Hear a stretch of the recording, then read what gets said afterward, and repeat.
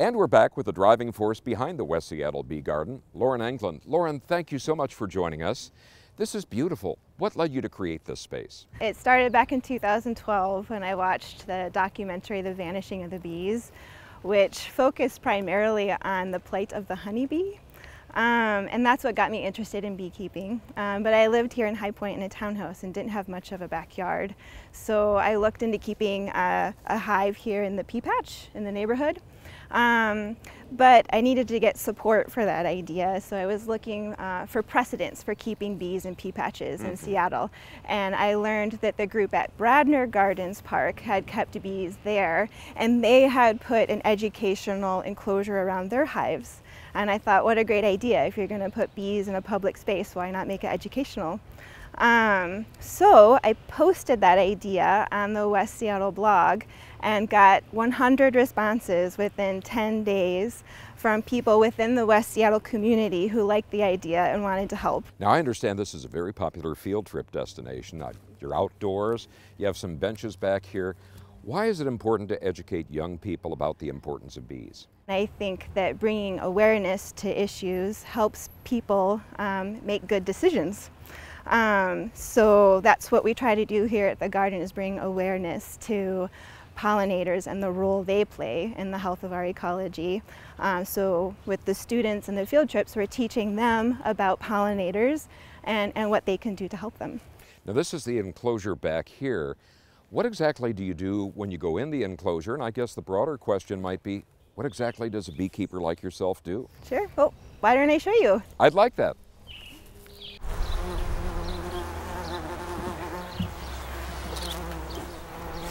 Okay, so usually what we're checking when we assess a hive is the overall health of the hive. I'm checking to make sure it has what it needs. Does it have enough food? Does it have enough space? I'm checking for the queen. I want to make sure the queen is healthy and that she's there. I can't always find the queen. There's only one of them in the hive of 30,000 plus bees. That would be a task. But if I see eggs, then I know she's around, because it takes 3 days for an egg to hatch. So if I see eggs, I know she's been there within 3 days. So can you demonstrate for us how you'd look into one of these?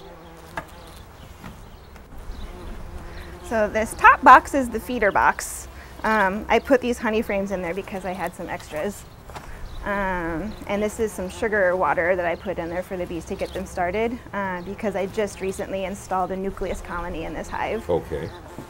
So this is the inner cover. This is always the most exciting part during the field trips for the kids. Oh, there are a lot of them in here. And you know, there can be a lot more. This is still a relatively new hive.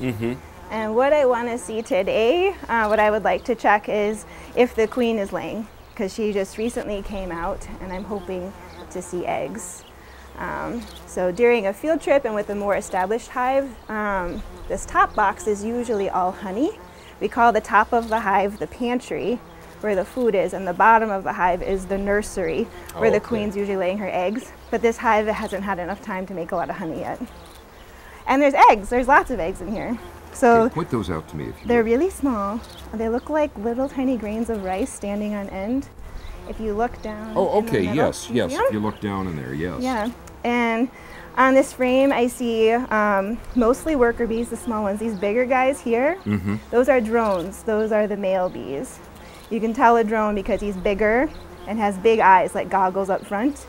They need to be big and strong so they can fly fast and mate with the queens in flight. And they need really good vision to be able to see her when they do that. So we've heard quite a bit about bee deaths. I think they're called bee colony collapses.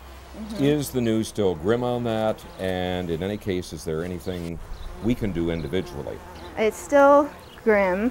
The percentage of beehives that die each year is still increasing, although the number of hives that exist is remaining pretty constant. But that's primarily because beekeepers are getting better at replacing their hives. Honeybees are one of 25,000 different species of bees that exist. Really? There's 5,000 different species of bees in North America. And most of those are wild native bees. And all the bees are struggling. Things we can do to help that would be planting pollinator-friendly plants, so planting plants that produce nectar and pollen for the bees to eat. They need healthy food. Leaving portions of our yards uncultivated, that creates space for native pollinators to burrow in the wood and create homes and nests for themselves. We can vote with our dollar and purchase organic, sustainably farmed produce. It seems like a lot of the task here is getting the word out, and I think you've got a special festival coming up. Can you tell us where and when and the particulars of that? Sure. We've got the West Seattle Bee Festival coming up on Saturday, May 18th from 10 a.m. to 2 p.m. Here in High Point. And there will be a bee parade. Early in the morning, there's a honey run. There will be music and dancing and lots of different vendors representing companies in Seattle that are environmentally sustainable and do lots of good things. We'll be doing a hive demonstration here in the enclosure at noon. The Puget Sound Beekeepers Association will be here talking about bees and doing honey tasting. All kinds of fun activities for the kids. There's lots of information on our website at westseattlebeegarden.com. Sounds wonderful. Lauren Englund, manager of the West Seattle Bee Garden, thank you so much for taking time out of your busy day, and I'm sure people are going to want to come for the festival. Thank you very much. Watch CityStream Thursday nights at 7 on the Seattle channel, or get video on demand and podcasts anytime at seattlechannel.org.